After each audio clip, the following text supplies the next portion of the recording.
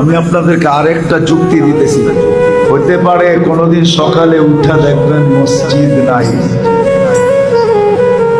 হাদিসে আছে। কোনোদিন সকালে উঠা দেখবেন মসজিদ নাই, উঠায় নিয়ে নিবে আল্লাহ।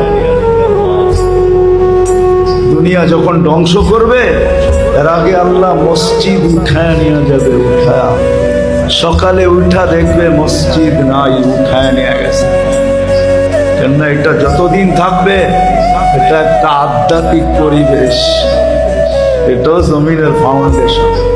মসজিদ গুলা কিয়ামতের আগে উঠায় নিয়ে মুসলমান দেখবে একদিন সকালে উঠা দেখবে কোরআন পড়া আছে কিন্তু একটা অক্ষরও নাই, সব আল্লাহ উঠায় নিয়ে নেবে।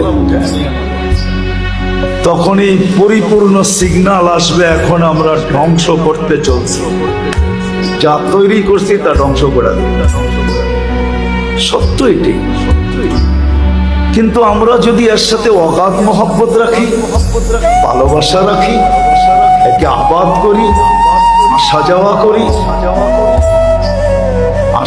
করি, সাহায্য সহানুভূতি দেখাই, তাহলে ইনশাআল্লাহ হতে পারে যত তাড়াতাড়ি উঠা যাওয়ার ইঙ্গিত দেখতেছি তত তাড়াতাড়ি উঠবে না, আরো কিছুদিন আল্লাহ রেখে।